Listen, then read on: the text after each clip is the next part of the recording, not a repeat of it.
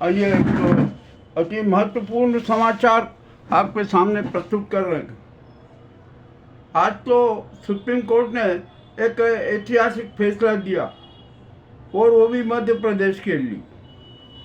मामला बड़ा अति रोचक है। नागरत्ना जी और उनके एक सहयोगी न्यायाधीश ने ऐसा फैसला कर दिया कि मध्य प्रदेश सरकार, डीजीपी, सीबीआई सबकी नींव हिल गई और उनके सारे अपराध पकड़ा गए।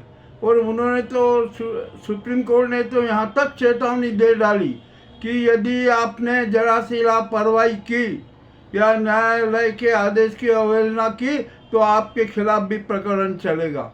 सीएम की जवाबदारी बनती है, मुख्य सचिव की जवाबदारी बनती है, डीजीपी की जवाबदारी बनती है। अब ये लापरवाही नहीं चलेगी। यदि आपने लापरवाही की ना तो आपके खिलाफ भी वही निर्णय दिया जाएगा जो आपने अभी तक जिसकी कल्पना नहीं की थी।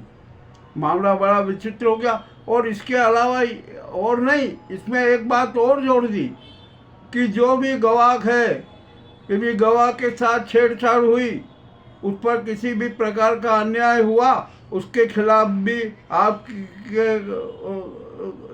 आपके खिलाफ प्रकरण चलेगा। तो गवाह की सुरक्षा की जवाबदारी भी आपकी है, सीबीआई की है, पुलिस की और मध्य प्रदेश सरकार की है। मामला आइए हम थोड़ा सा बहुत शॉर्ट में समझा देते हैं। एक महिला की पुलिस कस्टडी में पुलिस जाति से मौत हो गई।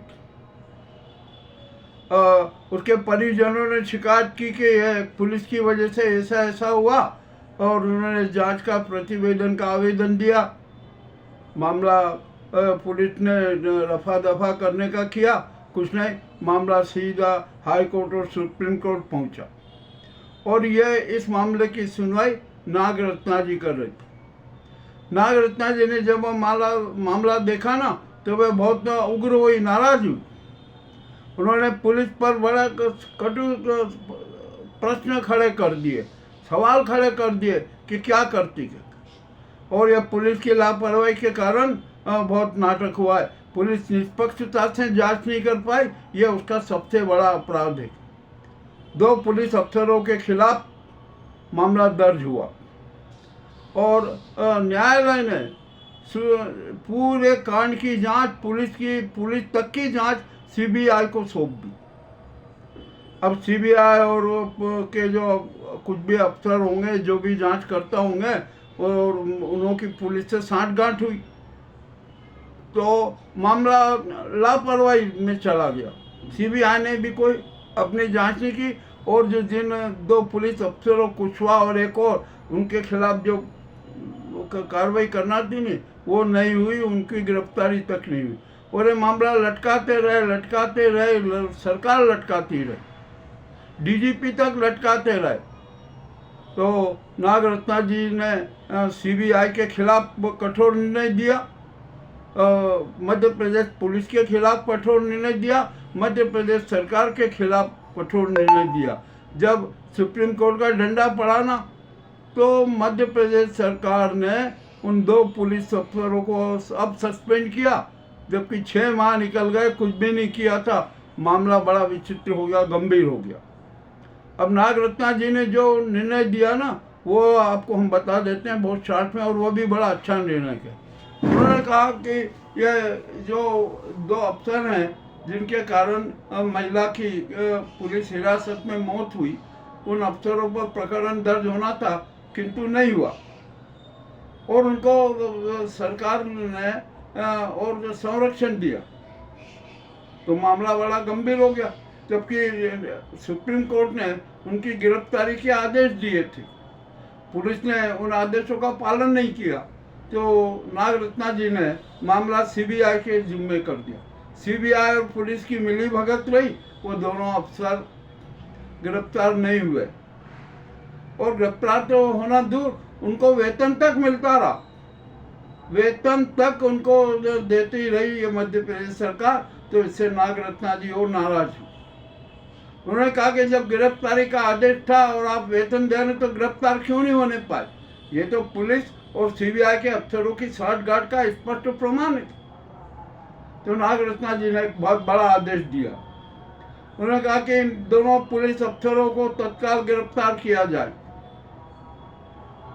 और यदि गिरफ्तार नहीं हुए ना तो मध्य प्रदेश सरकार डीजीपी और के खिलाफ भी मानहानि का प्रकरण दर्ज होगा। वे प्रतिवादी हैं। ये इससे सरकार बेचैन हो गई और उन्होंने आनंद फानंद में उन 2 पुलिस अधिकारियों को अब सस्पेंड कर दिया। जब सस्पेंड का वो करा पहुंचा लेटर, तो उन्होंने कहा कि साहब हमने कार्रवाई करने से कुछ नहीं होगा। अभी तक आपने लापरवाही बरती, इसके लिए जवाबदार कौन? इसके लिए सरकार जवाबदार है, डीजीपी जवाबदार है। हम उनके खिलाफ भी कार्रवाई करेंगे। और सीबीआई को तो खूब लताड़ा, इतना लताड़ा कि हद से ज़्यादा।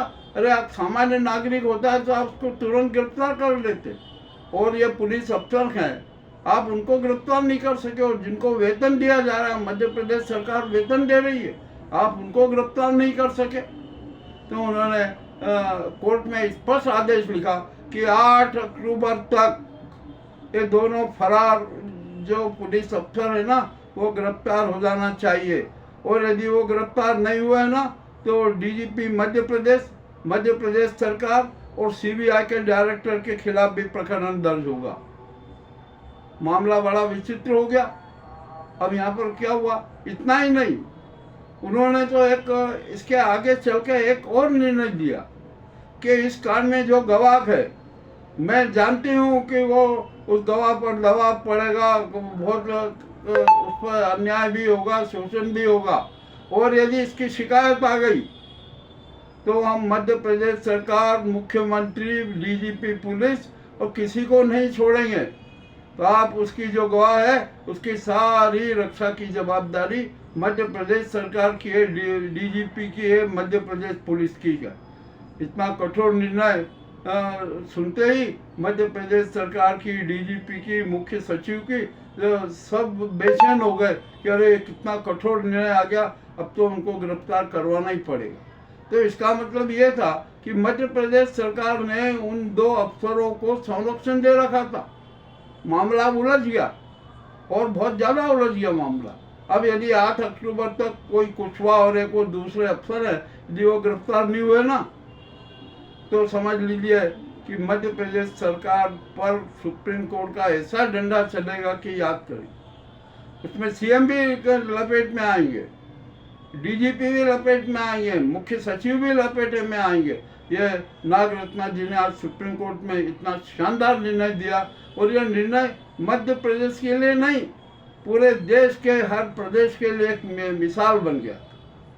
अभी तक जो यहाँ पुलिस और सरकार मिलकर जो कारनामे करती थी ना, अब तो उन पर अंकुश लग गया। अब यदि कहीं पर भी किसी भी जिले में, किसी भी प्रदेश में इस प्रकार के हादसे हुए ना, तो पुलिस की खेर नहीं, वहाँ की सरकार की खेर नहीं, वहाँ के मुख्य सचिव की खेर नहीं, और वहाँ के डीजीपी की खेर नहीं, और यदि कमिश्नर है तो पुलिस कमिश्नर तक की भी खेर नहीं। बहुत अच्छा निर्णय दिया। ये इस निर्णय की हम प्रशंसा करते हैं। इतना शानदार निर्णय दिया है सुप्रीम कोर्ट ने कि जिसकी कोई सीमा नहीं। और मैं तो हम हमारे चैनल की ओर से नागरत्ना जी और न्यायाधीश को बधाई देते हैं कि आपने जनाधिकार के लिए एक बहुत बड़ा क्रांतिकारी निर्णय लिया। आपको बहुत बहुत धन्यवाद, बहुत बहुत आभार, और जनता की ओर से आपका हार्दिक हार्दिक स्वागत। हमारा यह विवरण आपको कैसा लगा, आप हमें अवश्य बताएं। मैं ये नहीं कहूँगा कि आप हमारे चैनल को सब्सक्राइब कीजिए, लाइक कीजिए, नहीं। आप तो भावनात्मक रूप से हमारे साथ जुड़े रहिए और सत्य संवाद साख के साथ प्रस्तुत करते रहिए, ताकि हम उसका प्रसारण कर सके। यही हमारे लिए सबसे बड़ा वरदान है। आपका हम जन जन का आभारी हैं, और हमारे जो यूट्यूबर साथी हैं जो हमें संवाद प्रस्तुत करने की प्रेरणा देते हैं, हम उनके संवादों को फॉलो भी करते हैं, फॉलो कर लेते हैं। ये हम उनका भी आभार मानते हैं, और हम सभी का आभार मानते हैं कि जो हमारे संवाद प्रस्तुति में सहयोग करते हैं। बहुत बहुत धन्यवाद।